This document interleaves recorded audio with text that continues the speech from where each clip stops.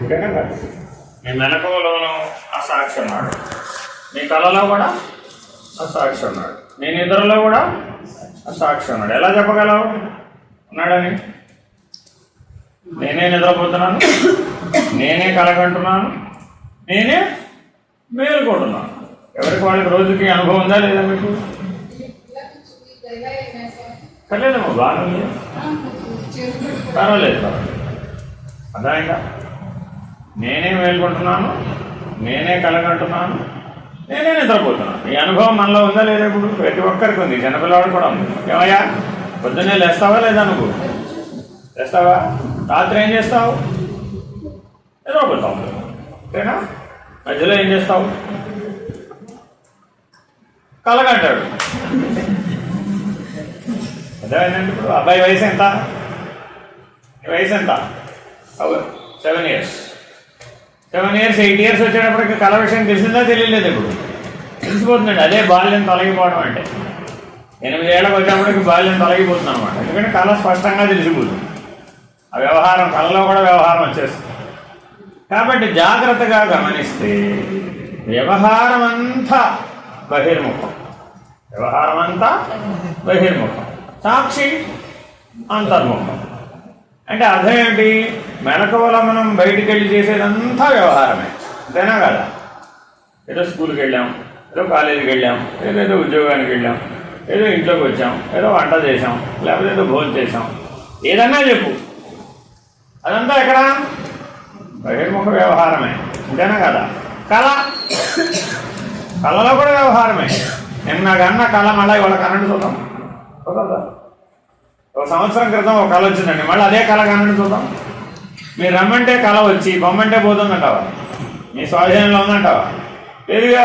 కానీ రోజు అయితే వస్తుందా రావట్లేదా? రోజు వచ్చి పోతూనే ఉంది. మీకు తెలిసినా తెలియకపోయినా లోపల జరిగిపోతుంది. ఆ కళ కూడా వ్యవహారమే.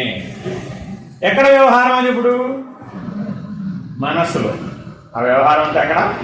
మనసు, బుద్ధి, చిత్తము, అహంకారం అనే 4 మధ్య కళ అనే వ్యవహారం జరుగుతుంది.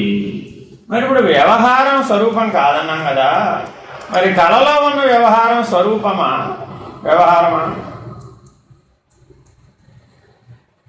కళలో ఉన్న వ్యవహారం స్వరూపమా వ్యవహారమా?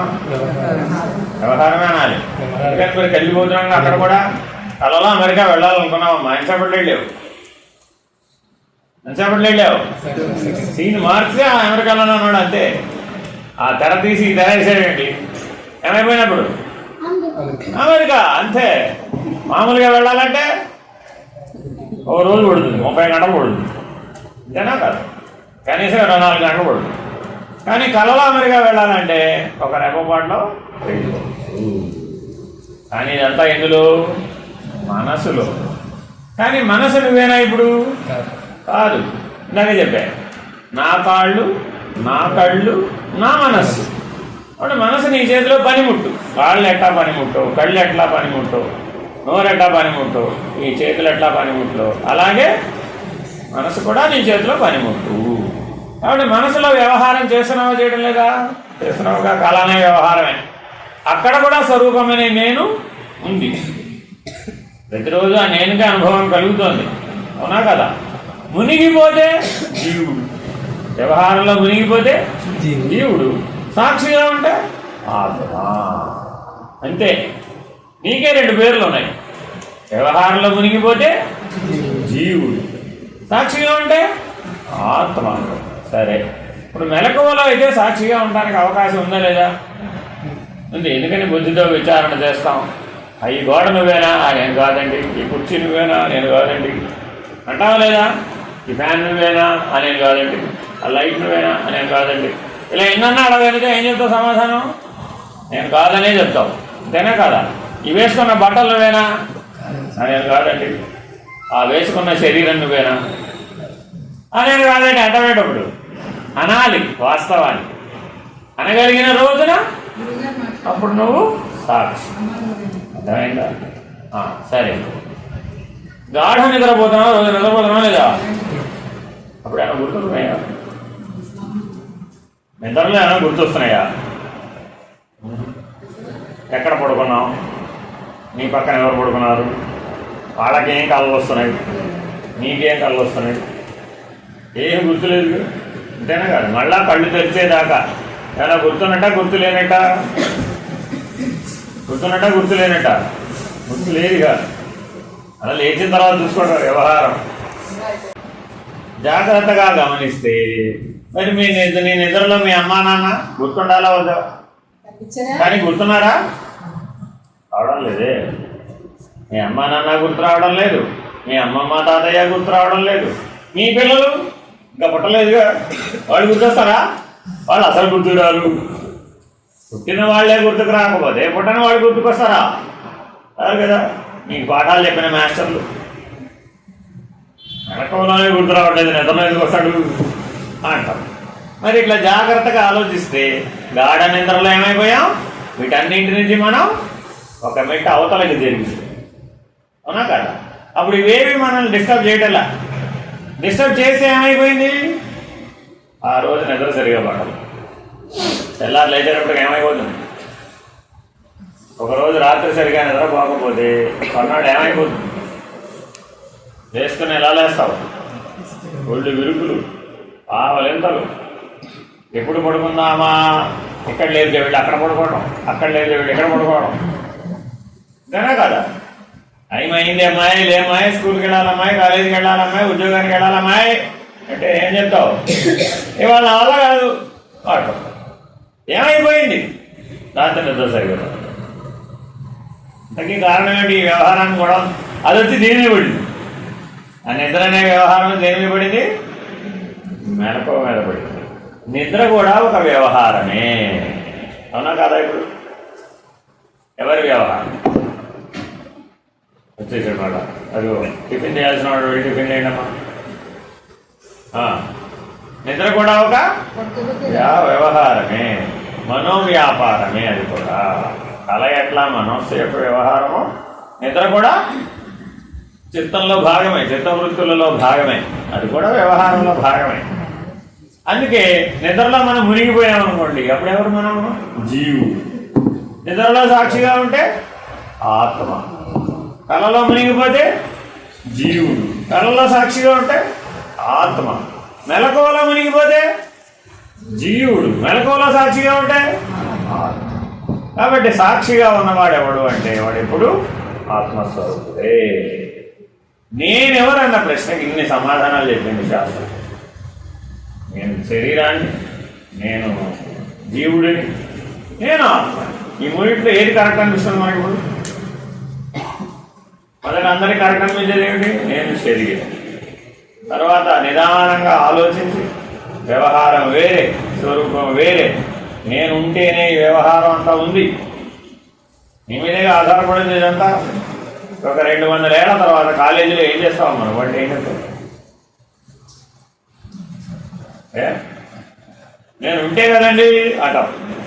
అంతేనే కదా? 200 ఏళ్ల తర్వాత ఏం చేస్తామంటే నేను ఉంటే కదండి అంటే నువ్వు పోయినా చేయడానికి ఏమి లేదు. అంటే వ్యవహారం అంతా ఎంతసేపు? నువ్వు ఉంటేనే. గుర్తుపెట్టుకోవాలండి, వ్యవహారం అంతా ఎవరు ఉండాలి? నువ్వు ఉండాలి. నువ్వు లేకపోతే ఈ శవం ఏమీ వ్యవహరించలేదు. అదేంటండి? ఇప్పుడు ఏమనుకుంటున్నాం? శవం వ్యవహరిస్తుందా, శివం వ్యవహరిస్తుందా? ఎలా? శివుడికి వ్యవహారం లేదే. శివుడు సాక్షి. ఆయన యొక్క మొదటి లక్షణం ఏంటి? సాక్షి. ఊళ్ళో ఉన్న ఈశ్వరుడు ఏం చేస్తాడమ్మా? మనం చేస్తాడా? ఏం చేయడు. మా నెత్తి మీద పాలు పోసావు, ఏమన్నా ఇంకా పోయమన్నాడా? కొని పోసే ఆపమన్నాడా? అది లేదు సాక్షి. పాల తర్వాత పెరుగు పోసావమ్మా. ఎప్పుడన్నా నీ నెత్తి మీద పాలు, పెరుగు, తేనె అలా పోసేసాను అనుకో, బాగుంటుందా? బాగోదా? బాగోదా? మరి ఈశ్వరుడికి ఎలా బాగుంటుందమ్మా? ఇంతమంది ఎండి పోసేస్తున్నారు కదా పైగా. కార్తీక మాసం వచ్చిందే చూడాలి, పోద్దు నుంచి రాత్రి దాకా అదే ఉద్యోగం. 100 మంది 1000 మంది ఏం చేసి ఉంటారు? పోసేయడమే. మరి ఈశ్వరుడు ఎలా తట్టుకున్నాడు? సాక్షి, అనా కదా? కాబట్టి ఈశ్వరుని యొక్క మొదటి లక్షణం ఏంటి? దైవం యొక్క మొదటి లక్షణం సాక్షి. అదేనండి. కాబట్టి మనం కూడా ఇప్పుడు ఎలా ఉండాలి? ఆయన వలే ఉండాలి. అది దేవాలయం మనకి నేర్పుతున్నటువంటి దైవీ లక్షణం. ఏ పూజలు చేయి, ఏ వ్యవహారం చేయి, ఎన్ని మంత్రాలు చదువు, ఎన్ని తంత్రాలు చేయి, అన్నింటినీ సాక్షిగా ఉండి గమనిస్తున్నాడు. అదే సాక్షి అయిన ఈశ్వరుడు నీ హృదయంలో కూడా ఉన్నాడు. మన హృదయంలో ఎక్కడున్నాడు? ఈశ్వరుడుగా ఉన్నాడు. అర్థమైందా? మరి ఆ ఈశ్వరుడు సరిగా ఉన్నాడా లేదా అంటే సాక్షిగా ఉన్నాడా లేదా? ఉన్నాడు కదా. హరి ఓం హరి ఓం. ఈశాన్ ఈశాన్ చెన్మయ్ చూశాడు వాడు వెంటనే సత్సంగంలో ఉన్నా అని తెలుసుకున్నాడు. అర్థమైందండి? చాలా జాగ్రత్తగా గమనిస్తే మరి ఇప్పుడు వ్యవహారం అంతా ఉన్నట్టా లేనట్ట? వ్యవహారం ఉన్నట్టా లేనట్ట? శవమేమో వ్యవహరించలేదు, శివమేమో వ్యవహరించదు. అర్థమైందా? శవం ఏం చేయదు, శవానికి వ్యవహారం లేదు, శివానికి అసలు వ్యవహరించదు. అది హరి ఓం హరి ఓం. ఏంటి సంగతి? తాత ఫ్యాన్, పైన ఫ్యాన్ తిరుగుతుంది.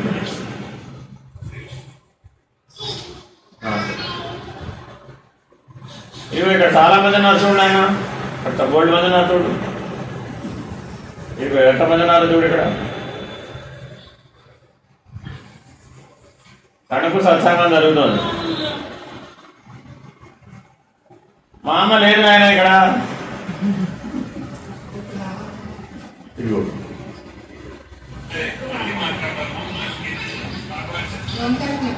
హరి ఓం.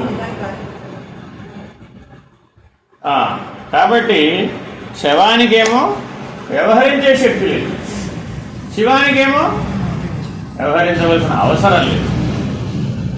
నువ్వైతే శవమైనా అయి ఉండాలి, లేకపోతే శివమైనా అయి ఉండాలి. అంతేనా కదా? ఎందుకని? శవానికి మాత్రమే వ్యవహారం ఉందని అన్నాం అనుకోండి, శివం యొక్క సహాయం లేకుండా ఈ శవాన్ని వ్యవహరించమని చూద్దాం, ఏమవుతుంది? ఏమన్నా ఇందులోంచి శివం తప్పుకుందండి. వెళ్ళి ఒకసారి మీ నాన్నని పిలువునైనా 3 సార్లు పిలువునైనా అంటారు. పిలిస్తే లేస్తాడు. అమ్మా అమ్మ అని 3 సార్లు పిలువునైనా లేస్తున్నావు అంటాడు. పిలిస్తే లేస్తున్నాడు. అప్పుడు లేవనేది ఎవరు? ఒకటి శవమే ఉంది అక్కడ, ఎవరు లేరు ఇప్పుడు అందులో, శివం లేదు. అందుకని ఏమన్నా శివైక్యం. ఏమైపోయాడు ఆయన ఇప్పుడు? శివైక్యం. శివుడు శివుడిలో కలిసిపోయాడా, జీవుడు శివుడిలో కలిసిపోయాడా? ఇందులో ఉన్నప్పుడు శివుడు అని తెలిస్తే అంతేనా కాదా? శివుడు కానివాడు శివంలో ఎలా కలిసిపోతాడు? కలిసిపోడుగా. అంటే ఇందులో ఉన్నప్పుడు కూడా అది శివుడే, కానీ జీవుడుగా భ్రాంతి చెందాడు. ఏం చెందాడు? భ్రాంతి చెందాడు. ఎట్లా భ్రాంతి చెందాడు? వ్యవహారంలో కలిసిపోవడం, పాత్రలో కలిసిపోవడం చేత, 3 ఉన్నటువంటి వాటిలో కలిసిపోవడం చేత. 3 ఏమున్నాయి మనకి? త్రిపుటి, తాపత్రయం, రుణత్రయం, గుణత్రయం. 3 కదా అన్ని. తత్వగుణం, రజోగుణం, తమోగుణం, శరీరత్రయం, స్థూల శరీరం, సూక్ష్మ శరీరం, కారణ శరీరం. నేను అంటాయి 9 అర్థమైందండి? మంచినీళ్ళు నాయుడు, మంచినీళ్ళు మాట్లాడుతున్నా సేపు మంచినీళ్ళు. అర్థమైనా? మరి ఇట్లా 3 ఉన్నాయా లేదా? అని 3 శరీరత్రయం, తాపత్రయం, రుణత్రయం, గుణత్రయం, అవస్థాత్రయం. నెలకువ కళానిద్ర కూడా త్రిపుటే, 3లోదే. నేనెవరిని మరి ఇప్పుడు? శివం. నాకు త్రిపుటి లేదు. నేను శివం అన్నప్పుడు ఏం లేదు? త్రిపుటి లేదు.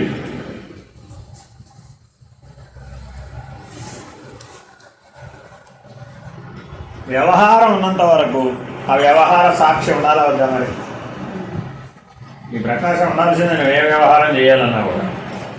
కనుక కాబట్టి వ్యవహారం ఉన్నంతకాలం వ్యవహార సాక్షి ఉన్నాడు. వ్యవహారంలో ఆ సాక్షి కలిసిపోతున్నాడు. ఏమైపోయినాడు? జీవుడు. కలిసిపోతే వాడి పేరేంటి? జీవుడు. కలవకపోతే అసంగుడు. సంగి అసంగుడు. విడిపోయాడు. విడిపోతే ఎవరు? శివుడు, ఆత్మ, దేవుడు. వీడే, ఈ నేనే సాక్షిగా ఉన్నప్పుడు ఈ జీవుడు కాస్త ఏమయ్యాడు? దేవుడు అయ్యాడు, ఆత్మ అయ్యాడు. అర్థమైందా? అదే కలిసిపోతే ఏమైపోయాడు? శరీరం నేను, వ్యవహారం నేను, పాత్రలు నేను, జీవుడు నేను. మళ్ళా నాకు ఇంకొక జన్మ కావాలి. ఎందుకని? కాకరకాయ ఎప్పుడు ఈ జన్మలో సరిగ్గా తినలేదు. అంటే ఒక అసంతృప్తి, అంతకు మీద ఏమీ లేదు. ఉదాహరణ చెప్తాను. ఎవరన్నా కాకరకాయ వేపుడు కోసం మళ్ళీ పుడతారు. జన్మలో కాకరకాయ వేపుడు సరిగ్గా తినలేదమ్మా. ఎన్నిసార్లు అడిగినా వాళ్ళ అమ్మ చేసి పెట్టలేదు, వాళ్ళ ఆవిడే చేసి పెట్టలేదు. అసంతృప్తి అట్లా ఉండిపోయింది. ఇప్పుడు ఏం చేయాలి మరి? ఇంకోసారి పుట్టి వాడే చెప్పుగా పుడతాడు. ఈసారి ఏమవుతాడు? వాడే చెప్పుగా ఉద్యోగం చేస్తాడు. వాడికి కావాల్సిన వాడే వండుతాడు. కాబట్టి ఈశ్వరుడు వరం ఎట్లా ఇస్తాడా? ఈ జన్మలో ఉన్న అసంతృప్తి శతాధికమై సహస్రాధికమై ఉత్తర జన్మలో ఫలించేస్తుంది. అప్పుడు ఇక అసంతృప్తి అనే అవకాశం లేదు. కాబట్టి ఈ జన్మలో మనం అనుభవిస్తున్నామని గత జన్మలోని అసంతృప్తి. నాయనా, ఈ జన్మలో నువ్వే ఆ పని ఎందుకు ఈసారి చేయాల్సి వచ్చింది? గత జన్మలో దీనికి సంబంధించిన అసంతృప్తి ఒకటి నీలో ఉండిపోయింది. అందుకని ఆ పని ఇప్పుడు 1000 సార్లు వేసి సంతృప్తిగా మార్చు. అంతే. కొంతమంది జీవితం అంతా చదువుకునే ఉంటాడు. 36 డిగ్రీలు. బయట బోర్డు పెట్టాలంటే పెద్ద బ్యానర్ కట్టాలి, లేకపోతే బోర్డు సరిపోదు. అన్నీ వచ్చేది. ఒక 80 ఏళ్ళ ఆయన తన 36వ PhD రాశాడు. ఏం చేయాలి ఇప్పుడు? జీవితంతో దేనికి ఖర్చు పెట్టాడు? చదువుకోవడం 36 డిగ్రీలు బయట పెద్ద బ్యానర్ పెట్టాడు. సరే, ఇప్పుడు అదంతా వ్యవహారమా స్వరూపమా? అయిపోయాయి. ఎందుకు ఆయన అలా చేయవలసి వచ్చింది? వెనకున్న జన్మలో అక్షర గంధం రాలేదన్నమాట, విద్య అవ్వలేదన్నమాట. తీవ్రమైన అసంతృప్తి కలిగింది. ఈసారి భగవంతుడు ఏం చేశాడు? ఉత్తర జన్మలో శుభం, దానికోసమే బతుకుపో అన్నాడు. కాబట్టి ఈ జన్మలో మనం దేనికోసమైనా బ్రతుకుతున్నామని వ్యవహారంలో ఏదైనా ఒకదాన్ని పెట్టుకున్నాం అనుకోండి, అప్పుడు దాన్ని ఎన్నిసార్లు చేయాలి? 1000 సార్లు చేయాలి. చేసిన పనే 1000 సార్లు చేయాలి. ఇంతకీ స్టూడెంట్లకు సులభం అంటావా, టీచర్లకు సులభం అంటావా? స్టూడెంట్లకు సులభమా, టీచర్కి సులభమా? ఎందుకని ఏమి తేడా? స్టూడెంట్కి టీచర్కి ఏమి తేడా? స్టూడెంట్ ఆ పాఠాలు 1 సంవత్సరమే చదువుతాడు. టీచర్ గారు 30 ఏళ్ళు అదే చదవాలి, అదే చెప్పాలి. ఏం బోర్ కొట్టదండి వాళ్ళకి. నాకు అర్థం కాదు. నాకు ఎందుకో టీచర్ ఉద్యోగం చేసేవాళ్ళని. వీళ్ళు గత జన్మలో అసంతృప్తితో పుట్టారు ఆయన. అందుకని వీళ్ళు ఈ జన్మలో ఆ చెప్పిన పాఠమే 30 ఏళ్ళు చెప్పాలి. అదే క్లాసులు, అదే వ్యవహారం, అదే పిల్లలు. మనుషులు మారుతూ ఉంటారు అంతే. వాళ్ళ దృష్టిలో మీరు వాళ్ళు ఎవరిని గుర్తెట్టుకోరు. 30 ఏళ్ళు పాఠం చెప్తారు కానీ ఎవరైనా గుర్తెట్టుకుంటారా? ఏం గుర్తెట్టు? ఏ బ్యాచ్కి ఆ బ్యాచ్ వస్తుంటారు, చదువుకుంటారు, వెళ్ళిపోతుంటారు. ఈయన బ్లాక్ బోర్డు, ఈయన బెంచ్ మాత్రం అలాగే ఉంటుంది. ఆయన క్లాస్ రూమ్ అంతే ఉంటుంది. అంతేనా కదా? పాఠం చెప్తూనే ఉంటాడు. అయిపోతుంది. రిటైర్ అవుతారు.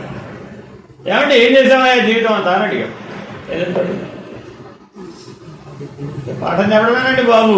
ఏం చెప్పావు? ఏ రోజు ఏం చెప్పావు చెప్పు. గుర్తుపెట్టుకుంటాడా? అంటే మానవ జీవితంలో ఈ స్మృతి అనే వృత్తిని మనం అధిగమించాలి అంటే 2 మార్గాలు ఉన్నాయి. ఒకటేంటి? విచారణతో అవసరం లేదని ఎగరగొట్టే. ఒకటేంటి? విచారణతో అవసరం లేదని ఎగరగొట్టే. రెండో పద్ధతి ఏమిటి? దాన్నే 1000 సార్లు అనుభవించి పోకూడదు. వీడు రోజు ఉద్యోగానికి వెళ్ళినప్పుడు క్యారేజ్ పట్టుకెళ్ళాలో. 30 సంవత్సరాలు ఉద్యోగం చేస్తే ఏ రోజు ఈ క్యారేజీలో ఏం పెట్టుకెళ్ళదు చెప్పం? పట్టుకెళ్ళేదా? అది లేకపోతే ఉద్యోగం లేదు. క్యారేజ్ లేకపోతే ఉద్యోగం ఉందా? మన మధ్యలో ఇంటికి రావాలంటే కుదరదు కదా. పిల్లలతో పాటు మాస్టర్ కూడా క్యారేజ్ పట్టుకెళ్ళాలి. అక్కడే తినాలి, అక్కడే భోజనం చేయాలి. సాయంత్రం వాళ్ళు తిరిగి ఏ రోజు ఏం పట్టుకెళ్ళావు చెప్పు. కొన్ని ఏ రోజు ఏ పాఠం చెప్పావో చెప్పు. స్థూలంగా ఓవరాల్గా గుర్తుపెట్టుకుంటుంది. నేను సైన్స్ మాస్టర్ అండి, సైన్స్ చెప్పాను. నేను సోషల్ మాస్టర్ అండి, సోషల్ చెప్పాను. నేను ఇంగ్లీష్ మాస్టర్ అండి, ఇంగ్లీష్ చెప్పాను. అట్లా గుర్తుపెట్టుకుంటున్నాయి కానీ ఏ రోజు ఏం పాఠం చెప్పావమ్మా అంటే చెప్పగలుగుతుందా? చెప్పలేదు. అలా మర్చిపోతారని వీళ్ళని లెసన్ ప్లాన్ రాయమని, ఆ ప్లాన్ రాయి, ఈ ప్లాన్ రాయి అని వీళ్ళతో రాయిస్తారు. అప్పుడు ఆ లెసన్ ప్లాన్లోకి వెళ్ళి చూస్తే ఏమైంది, అక్కడ తెలుస్తుంది ఏ రోజు ఏం లెసన్ ప్లాన్ ఏముంది, ఏం చెప్పాము అని. కానీ ఇందులో గుర్తుపెట్టుకుంటుందా? ఎందుకని? అవసరం లేదు అదేనండి. కానీ ఆ పనే 1000 సార్లు చేయాల్సి వచ్చింది. 1000 సార్లు కాదు, 30 ఏళ్ళు అంటే ఎన్నిసార్లు చేసినట్టు? 30 × 365 10,000 సార్లు ఒక పనే. ఎందుకు అలా చేయాల్సి వచ్చింది? అసంతృప్తిని పోగొట్టుకోవాలి. ఏ పనైనా సరే గుర్తుపెట్టుకోండి, ఇక్కడ ఒక పెద్ద మెలిక ఉంది. మీరందరూ ఎన్ని రోజులు వంట చేస్తారు? మీరందరూ ఎన్ని రోజులు వంట చేస్తారు? ఎన్ని రోజులు చేస్తారు? ఎందుకు తెలీదు? పెళ్ళైన రోజు నుంచి చివరి దాకా చేయాల్సిందే, అవునా కాదా? చేసి పెట్టేవాడు ఎవరు ఉంటాడు మనకి? దానికి రిటైర్మెంట్ లేదు. అమ్మ రాజీనామా ఉంది ఎక్కడన్నా? లేదు. అమ్మ అయిన తర్వాత ఎప్పుడు పెళ్ళైన దగ్గర నుంచి చివరి దాకా అమ్మమ్మ అయినా సరే, తాతమ్మ అయినా సరే వంట వండాల్సిందే. ఆవిడే ఇన్ఛార్జి, కిచెన్ ఇన్ఛార్జి ఆవిడే. అలా ఉండొచ్చా? అలా ఉండకూడదు. పెళ్ళైన తర్వాత కోడలకు అప్పచెప్పేయాలి. నువ్వు వెళ్ళకూడదు. ఆవిడేం వండి పెడితే అది హ్యాండ్ ఓవర్ చేసేయాలి. మన ప్రస్థాశ్రమం స్వీకరించాలి. ప్రస్థాశ్రమం వదిలేయాలి. పిల్లలకి పెళ్లి చేయగానే ప్రస్థాశ్రమాన్ని వదిలేయాలి. కానీ అలా వదిలేస్తున్నామా? నా సామ్రాజ్యం ఎంత అంటే వదిలేస్తారా? ఇప్పుడు శివాంజ ఇప్పుడు సామ్రాజ్యం. శవానికి సామ్రాజ్యం ఏం చేసి ఉంటుంది? పోనీ శివాంజ అన్నావా? బ్రహ్మాండం అంతా అయింది, మధ్యలో నీ కిచెన్ మాత్రం అయింది. కాబట్టి మనం విచారణలో ఎక్కడో, ఆచరణలో ఎక్కడో భ్రాంతిగతంగా పనిచేసాం. అహం వచ్చి చేరింది అక్కడ. నాది నేను. ఈ నాది నేను అనేవాడు ఎవడంటే వాడు జీవుడు. ఈ నాది నేను అనేవాడెవడు? జీవుడు. ఈ అసంతృప్తులన్నీ దేంట్లో పుట్టినాయి? ఆ నాది నేనులోనే పుట్టినాయి. ఎప్పుడు తెలుస్తుందో తెలుసా? నీకు బాగా తెలిసిన వాడు నేను పలకరించలేదమ్మా అంటే వాడు పక్కన తిరిగి వెళ్ళిపోయాడు. నువ్వు ఎదురుంటుంటే మొహం తిప్పుకున్నాడు, పక్కన నుంచి వెళ్ళిపోయాడమ్మా. ఆ రోజు బాధపడతావా పడవా? పడతావా? పలకరించలేదని ఇంతకీ ఏతావాత అంతేనా కాదా? మీ కాలేజీలో ఫ్రెండ్ ఎవరో ఉన్నారమ్మా, ఇద్దరు బాగా కలిసి చదువుకున్నారమ్మా. తర్వాత ఎప్పుడు ఈ జీవితంలో మళ్ళీ ఫోన్ చేయలేదు.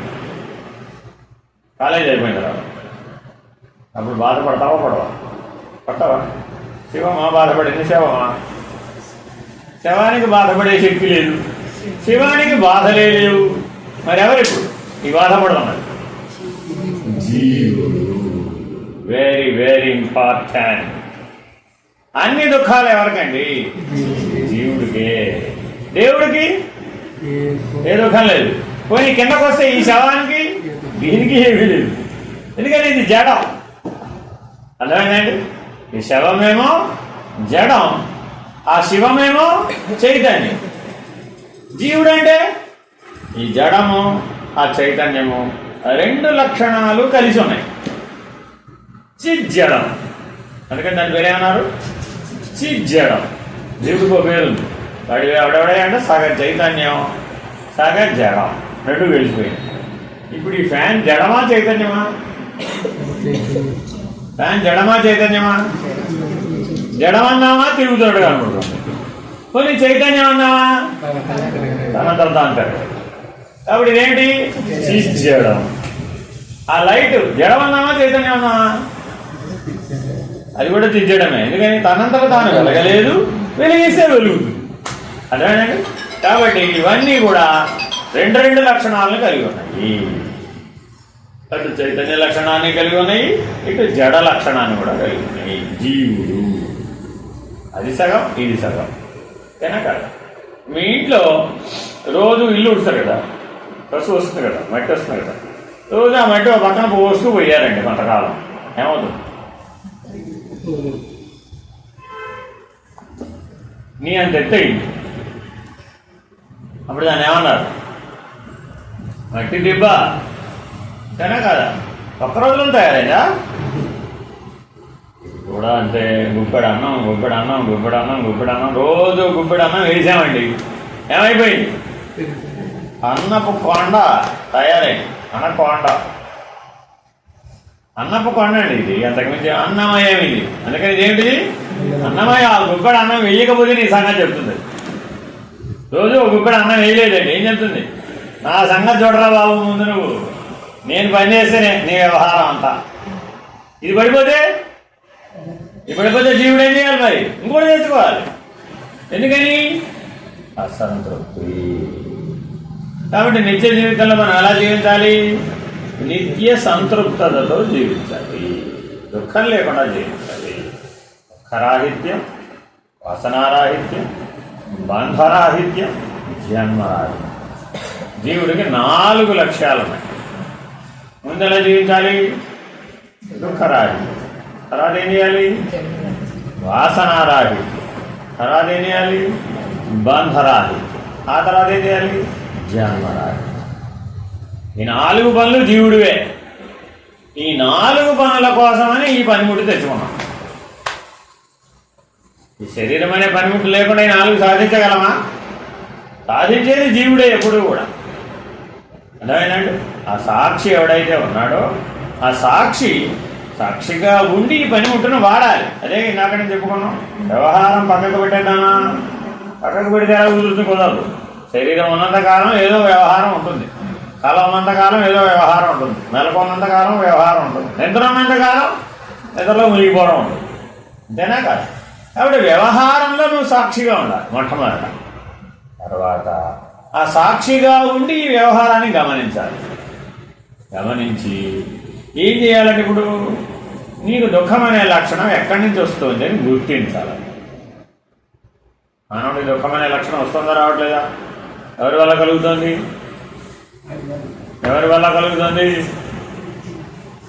తన వల్లే తనకు కలుగుతుంది. మొదట కారణం తాను, తర్వాత ఎవరో ఇతరత్ర జీవులు లేదా ఇతరత్ర మానవులు, నువ్వు కాక ఎవరైనా సరే, అది రెండోది. మూడోది పంచభూతాలు. భూకంపాలు రావడం, తుఫాన్లు రావడం, పిడుగులు పడడం, అగ్ని ప్రమాదాలు ఏర్పడడం, ఇవన్నీ మరి ప్రపంచంలో సృష్టిలో జరుగుతూ ఉంటాయి కదా. మరి వాటి వల్ల కూడా మనకు బాధ కలుగుతుంది కదా. కాబట్టి అవేమో సృష్టి వల్ల వచ్చినవి, ఇవేమో రకరకాల జీవులు. దోమలు పడడం వల్ల చికెన్ గునియా వచ్చింది అనుకో, మనకి వాటికి పూర్వజన్మ రుణానుబంధం ఉన్నట్టే కదండి. పుట్టినంత మాత్రం మనకు రావాలని నియమం ఉందంటారండి. దోమలు పుట్టిన ప్రతి వాళ్ళకి ఏమైనా వస్తాయా? ఎందుకని రావట్లేదు? ఇమ్యూనిటీ. మన రక్షణ వ్యవస్థ సరిగ్గా ఉంటే ఏమొచ్చినా ఏం ప్రమాదం లేదు. అదే రక్షణ వ్యవస్థ సరిగ్గా లేకపోతే దోమ కుడితే చాలు, గోవిందా. ఏనా కదా? డెంగ్యూ వచ్చిందమ్మా, ఏమైపోతాడు? అంటాడంటావు, పోదామంటావు. ఐసీలో పెట్టాలి. డెంగ్యూ వస్తే మాటికి ఏమడుగుతుంటావు? ఐసీలో పెట్టి ఇటా అట, అంతేనా కదా? కారణం ఏమిటి? డెంగ్యూ దోమ పుట్టింది బాబు. ఎంత పెద్ద 6 అడుగుల శరీరాన్ని ఎంత దోమ కళ్ళతో కనబడడానికి కష్టం దాన్ని. అంత చిన్న దోమ పుట్టేటప్పటికి అంత వ్యవస్థ మారింది, మృత్యు ముఖంలో వెళ్ళిపోయి. ఆది భౌతిక తాపం, ఆధ్యాత్మిక తాపం, ఆది దైవిక తాపం. ఏ కష్టాలైనా దీని కిందకే. కాబట్టి వీటన్నింటిలో మనం ఎలా ఉన్నారంటే ఇప్పుడు ఇది వ్యవహారంలో భాగమే. తాపత్రయం కూడా వ్యవహారంలో భాగమే. త్రిపుటి అంటున్నాను మీరు, 3 చెప్పినవన్నీ వ్యవహారంలో భాగం. ఆ వ్యవహారంలో మునిగిపోతే జీవుడు, సాక్షిగా ఉంటే ఈశ్వరుడు, సాక్షిగా ఉంటే ఆత్మ. ఆ ఈశ్వరుడే కొంతకాలం తర్వాత ఆత్మస్థితిలోకి మారిపోతాం. కాబట్టి స్వరూప జ్ఞానంలోకి మనం ప్రవేశించాలి అంటే సాక్షిగా జీవించడం చాలా చాలా అవసరం. అన్ని దుఃఖాలలో సాక్షిగా ఉండాలి, అన్ని బంధాలలో సాక్షిగా ఉండాలి, అన్ని జన్మలలో సాక్షిగా ఉండాలి. మరలా జన్మ అవసరం లేదన్న స్థితి దాకా మనం వెళ్ళాలి. అసలు పుట్టనే లేదంటే గొడవ లేదు, అలా పుట్టక్కర్లేదంటే ఒక గొడవ లేదు, అసలు ఇప్పుడే పుట్టలేదంటే అసలు గొడవ లేదు. కానీ మరి అంటానికి కుదురుతుండవు, ఇప్పుడు అంటానికి కుదురుతుండవు. ఎందుకంటే నేను ఒకసారి ఆల్రెడీ పుట్టేసే కదా, ఎక్కడి నుంచి చెప్తున్నావు అమ్మా? స్మృతి. ఎక్కడ చెప్తున్నావు? స్మృతి. నీకు 100 సార్లు చెప్పారు అందరూ, నువ్వు నీ డేట్ ఆఫ్ బర్త్ ఇది, నువ్వు ఫలానా చోట పుట్టావు, నువ్వు ఫలానా నీ డేట్ ఆఫ్ బర్త్ సర్టిఫికేట్ ప్రకారం ఫలానా హాస్పిటల్లో ఫలానా చోట ఇన్ని గంటలకి ఇన్ని రోజులకి ఇన్ని జాతకానికి ఇదే నీ జాతకం అని నీ పుట్టినప్పటి ఇప్పటికి ఎన్నిసార్లు చెప్పుంటారంటావు? చెప్పారా లేదా? నువ్వేం చేసావు? కన్ఫర్మ్డ్ ఒపీనియన్, నేను పుట్టాను. నువ్వు పుట్టావా? శరీరం పుట్టిందా? నువ్వు లేకుండా శరీరం పుట్టిందా? నువ్వు లేకుండా శరీరం పుడుతుందా? అవకాశం లేదు. నువ్వు పుట్టావా? శరీరం పుట్టిందా? నువ్వు పుట్టావా? శరీరం పుట్టిందా? రేపొద్దున నువ్వు పోతావా? శరీరం పోతుందా? శరీరమే పోయేటైతే పుట్టడం కూడా ఎవరు పుట్టి ఉండాలి? కాబట్టి జాతస్య హి ధ్రువో మృత్యు ధ్రువం జన్మ మృతస్య చ తస్మాద పరిహార్యేర్థే నత్వం శోచితుమర్హసి.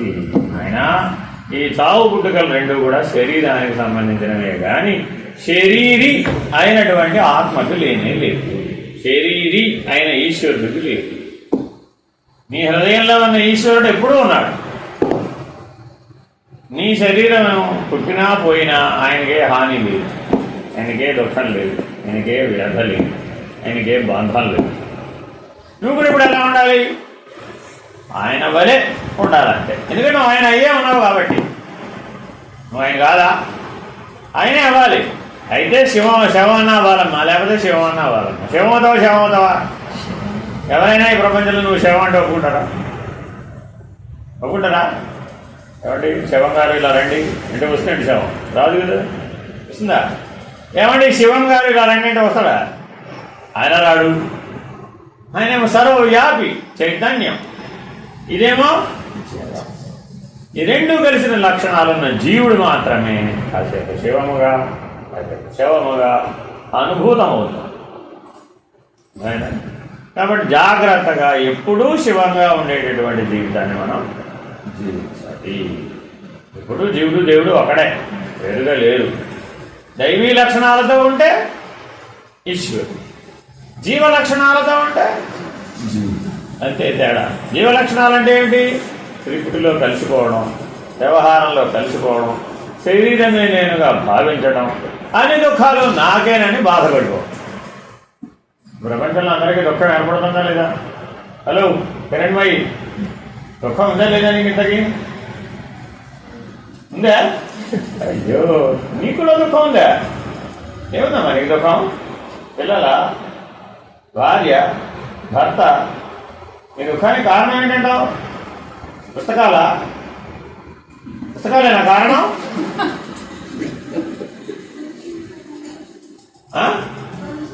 కొంచెమే ఉందా?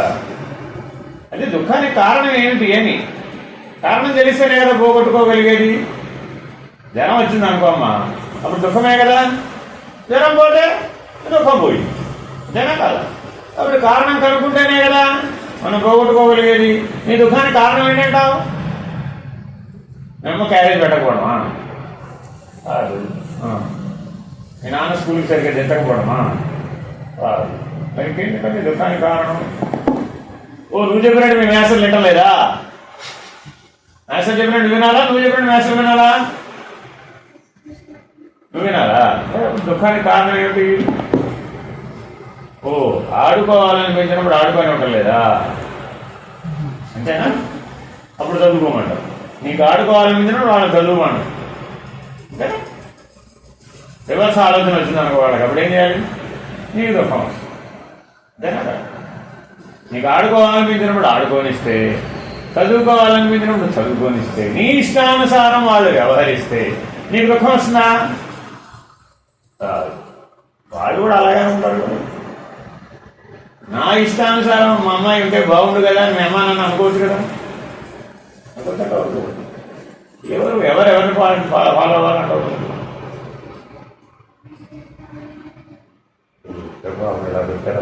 వాళ్ళు నేను గ్యారంటీగా బ్రహ్మని అయితే రివర్స్ చేస్తాను. ఫాదర్ మదరే పిల్లల్ని ఫాలో అవ్వాలి. రివర్స్ రాసేసామనుకోండి ఏమైపోయింది? ఇప్పుడు అదే కదా ప్రపంచం. ఇప్పుడు చూసుకోండి, ప్రపంచం మారిపోయిందండి, ఉల్టా పల్టా అయిపోయింది.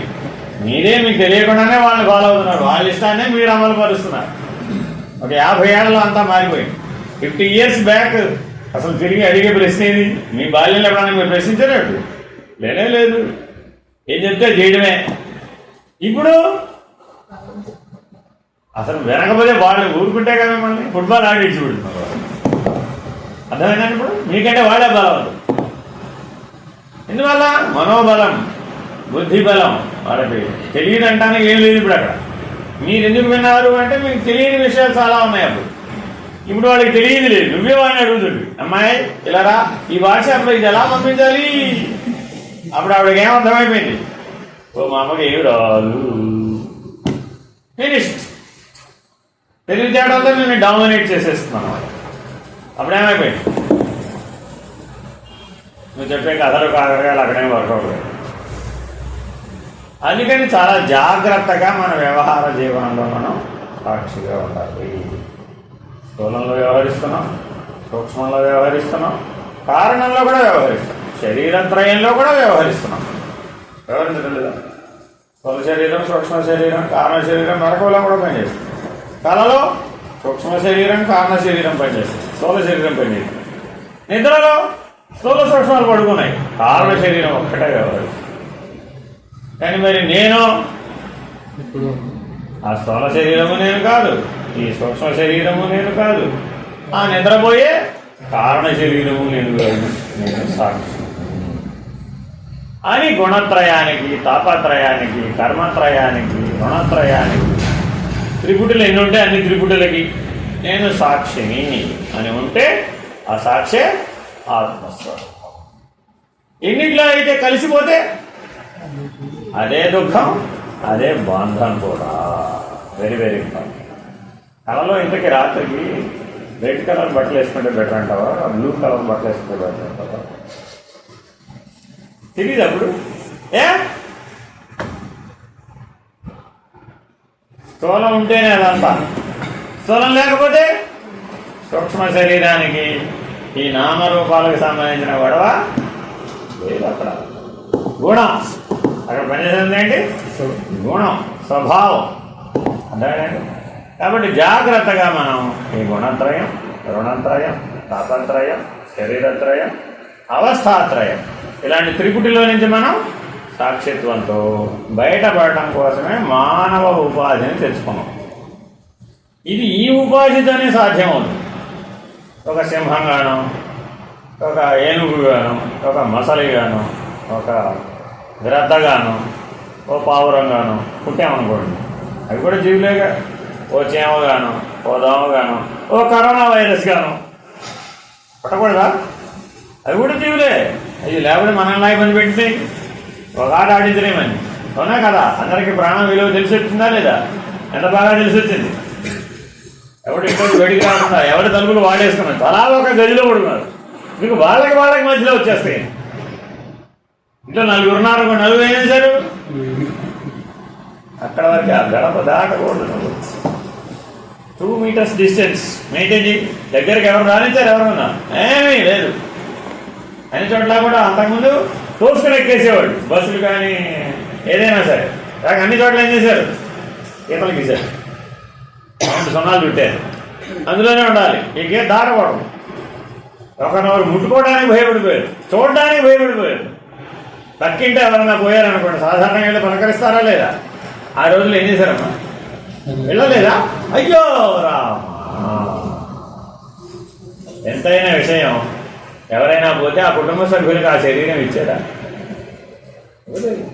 ఎందుకు ఇవ్వలేదండి? వీడు ఇంకా 100 మంది పోతారు. నువ్వు చేసే పని కాదు. ఏం చేశారు మరి? సామూహిక ఖననం, పెద్ద గొయ్యి తీసి ఈ 100 శవాలు పట్టుకోవడానికి వెళ్ళిపోయి రోజుకు 100 పోయారు. మరి ఏం చేస్తారు? మరి ప్రభుత్వం వాడికి ఎంత ధైర్యం ఉండాలండి. చూడడానికే భయపడిపోతుంటే వాడు వైద్యం చేయాలి, పోతే తీసుకెళ్ళి ఖననం చేయాలి, మొత్తం వాడిదే ఉద్యోగం అంతా. వాడిపోతే వాడి పరిస్థితి అంటే వైద్యుడైన వేరే ఏమన్నా భేదం ఉందా దానికి? ఏమన్నా. కాబట్టి మరి మానవ జీవితం ఎంత విలువైంది ఇప్పుడు? తెలియజెప్పినా తెలియజెప్పలేదా? ఇప్పుడంటే మనకు పెద్దగా విలువ తెలియడం లేదు, అవునా కదా? రోడ్డు మీద బండి డ్రైవ్ చేసేటప్పుడు ప్రాణం మీద ఎవరికైనా కానీ దృష్టి ఉందంటావా?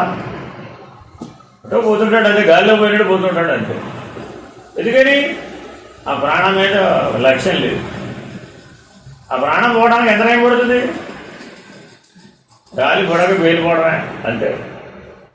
కాబట్టి ఈ మానవోపాధిని మనం దుర్వినియోగం చేయకూడదు, సద్వినియోగం చేయాలి. ఎప్పుడు సద్వినియోగం అవుతుంది? నీవు జీవుడుగా దుఃఖరాహిత్యం కోసం, వాసనారాహిత్యం కోసం, బంధరాహిత్యం కోసం, జన్మరాహిత్యం కోసం జ్ఞానంతో ప్రయత్నం చేసిన నాడే ఇది వీలవుతుంది. కాబట్టి స్వరూప జ్ఞానం యొక్క ప్రయోజనాలు ఏమిటి అంటే, సాక్షిగా ఉంటే నీకేమిటి ప్రయోజనం అని ఎవరైనా అడిగారు అనుకోండి, ఒక ప్రయోజనం వస్తుంది. ఏమిటది? దుఃఖం ఉండదు, బంధం ఉండదు, అసలు జన్మే ఉండదు. ఉత్తమ ప్రయోజనమా అధమ ప్రయోజనమా? ఇదే ఉత్తమ ప్రయోజనం. ఏ జన్మకైనా సరే, ఈ జన్మలో కాలేదండి, ఉత్తర జన్మకైనా ఇవే లక్ష్యాలు. ఎంతకాలమైతే నీకు ఈ మూడు సాధించబడలేదు, ఏమిటవి? దుఃఖం లేకపోవడం, బంధం లేకపోవడం, జన్మే లేకపోవడం, ఈ మూడు సిద్ధించేంత వరకు నువ్వు పుట్టాల్సిందే అన్నాడు పరమాత్మ. ఏమన్నా ఎంతకాలం పుట్టాలండి నేను? ఇంకెన్నిసార్లు పుడతావమ్మా నువ్వు చెప్పు అని ఎవరైనా అడిగాను. చెప్తావా? ఇంకెన్నిసార్లు, భవిష్యత్తులో ఎన్నిసార్లు పుడతావు? ఏమన్నా అడిగేది ఇప్పుడైతే పుట్టాను అని చెప్తావు, కానీ ఇంకా 100 సార్లు పుడతావా, 1000 సార్లు పుడతావా అంటే నీ చేతిలో లేదా? అది నీ చేతిలోనే ఉంది. అసంతృప్తి అంటే పుట్టాల్సిందే, అసంతృప్తి లేకపోతే పుట్టక్కర్లేదు. కాబట్టి ఆ అసంతృప్తి అనుభవంలో దుఃఖంగా మారుతుంది. ఆ అసంతృప్తి అహంకార స్థితిలో బంధంగా మారుతుంది. ఆ అసంతృప్తి జన్మకు కారణమవుతుంది. ఆ అసంతృప్తి వెనకాల ఉన్నటువంటి లక్షణం ఆశ.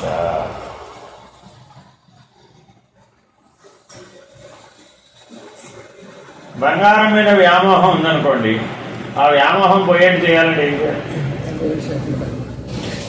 ఏం చేయాలండి? గోల్డ్ షాప్లో పనిచేసినా పోదమ్మా, ఇంకా పెరుగుతుంది. బంగారపు గదిలో పనిచేసేట్టుగా చేస్తాడు. ఉత్తర జన్మకు తీసుకెళ్ళి నేను ఎక్కడ పడేస్తాడయ్యా అంటే ఉద్యోగం ఎక్కడ వస్తుందంటే, భూగర్భంలో 5 కిలోమీటర్ల లోపలికి వెళ్ళి 55 డిగ్రీల సెంటిగ్రేడ్ టెంపరేచర్లో బంగారం తవ్వే పని అప్పచెప్తాడు. అర్థమైందా? వాళ్ళు లోపలికి వెళ్ళాలన్నా పెద్ద తేజీ వ్యవహారం, దానికి స్కానర్స్, ఇంత గుప్పెడు బంగారం మట్టి పట్టుకుపోయినా గుప్పెడులో 1 మిల్లీగ్రామ్ బంగారం పోతుంది. వాళ్ళు లోపలికి వచ్చి దుస్తులు మార్చుకోవాలి, బయటికి వెళ్ళేటప్పుడు మళ్ళీ వాడు వేసుకొచ్చిన దుస్తులు వేసుకెళ్ళాలి. ఒకే దుస్తులతో వాడు లోపల పనిచేయడానికి వెళ్ళడం కుదరదు, ఇంటికి వెళ్ళడం అసలే కుదరదు. ఒకవేళ ఏమన్నా దుస్తుల్లో ఒకవేళ దాచుకున్నా ఆ దుస్తులు అక్కడే వదిలేయాలి అనే లక్ష్యంతో గోల్డ్ మైన్ దగ్గర సెక్యూరిటీ చూసేస్తే ఇలా తెలుసు. ఎంతైన విషయం ఏంటంటే, బట్టలకు అంటుకుంటుందేమోనని ఆ బట్టల్ని వాళ్ళ చేతే అందులో ముంచిస్తారు నీళ్ళలో.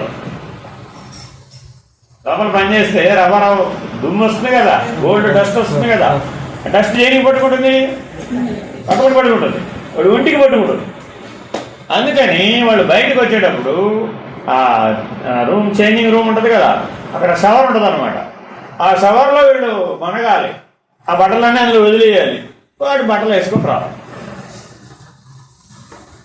అంటే దాని విలువ అంతా. ఆ గోల్డ్ డస్ట్ సేకరిస్తారు. ఎంత బంగారం ఒక్క రవ్వంత బట్టలు వస్తుంది.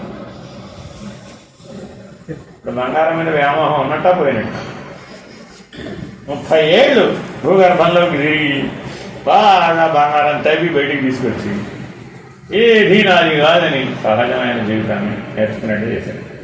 కాబట్టి ఇందాకేం చెప్పాను, ఏదైనా ఈ జన్మలో కనుక మనకు అసంతృప్తి కనుక ఉన్నట్లయితే ఏం చేసేస్తాడు? వెంటనే ఉత్తర జన్మకి శతాధికంగా అదే పని చేసేటట్టుగా, అదే వృత్తి, అదే ప్రవృత్తి కలిగేటట్టుగా చేసేస్తాడు. కాబట్టి చాలా జాగ్రత్తగా ఉండాలి. కాబట్టి మానవోపాధిని మనం సద్వినియోగం చేసుకొని మనం ఆత్మజ్ఞానాన్ని సముపాదించాలి, సాక్షిగా జీవించాలి, ఆత్మజ్ఞానాన్ని సముపార్జించాలి. దానివల్ల ఏమిటయ్యా ప్రయోజనం? దుఃఖం ఉండదు, బాధ ఉండదు, ఆఖరికి జన్మ కూడా ఉండదు. అటువంటి స్వరూప జ్ఞానాన్ని పొందడం కోసమే మనం మానవులుగా పుట్టాం. వాస్తవానికి మనకి మానవ ఉపాధి లభించిన వెనకాలన్న రహస్యం ఇదే. కానీ మనం మానవ ఉపాధిని దేనికి ఉపయోగిస్తున్నాం? దేనికి ఉపయోగిస్తున్నాం? మష్రూమ్ బిర్యానీ బెటర్ అంటావా? పనసకాయ బిర్యానీ బెటర్ అంటావా? ప్రపంచంలో ఎవరూ తయారు చేయని బిర్యానీ ఒకటి నేను తయారు చేస్తే ప్రపంచ విఖ్యాతి నాకు లభిస్తుంది కదా. ఏమిటేమిటో అలా ఎవరి ప్రపంచంలో వాళ్ళు పేరు ప్రఖ్యాతులు సంపాదించడానికి ప్రయత్నం చేస్తారు కదా. అక్కడ ఏమైపోయేటప్పుడు వ్యవహారం సక్సెస్ఫుల్ పర్సన్ పేరు ఎంతమందికి తెలుసు? Great fellow. మనకి గ్రేట్ ఫెలో కావాలా, వైజ్ ఫెలో కావాలా?